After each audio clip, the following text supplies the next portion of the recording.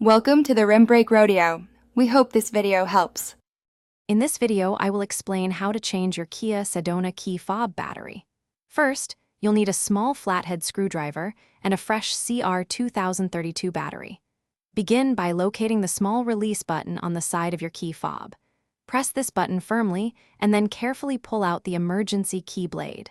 This step is crucial for accessing the internal components of the fob. Keep the blade in a safe place for later. With the emergency key removed, you'll see a small slot inside the fob. Insert your flathead screwdriver into this slot. Apply gentle pressure and twist the screwdriver slightly to carefully pry apart the two halves of the key fob. Be careful not to force it, as the plastic can be delicate.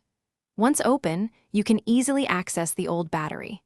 Take it out and prepare for the new one. Now it's time to install the fresh battery.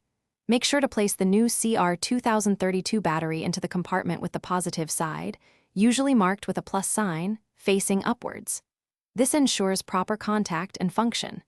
Once the new battery is in, carefully align the two halves of the key fob and press them together until they snap securely. Finally, slide the emergency key blade back into its slot until you hear a click. After reassembling your key fob, it's important to test its functionality. Go to your Kia Sedona and try the lock, unlock, and panic buttons. Confirm that all functions are working correctly and your vehicle responds as it should. If everything works, you've successfully changed your battery. Also, for an amazing upgrade to your home, check out the Shark AI Ultra Robot Vacuum. You can find a link to this fantastic product and other great deals in the description below. Thanks for watching. Thanks for watching. Consider subscribing if we helped you.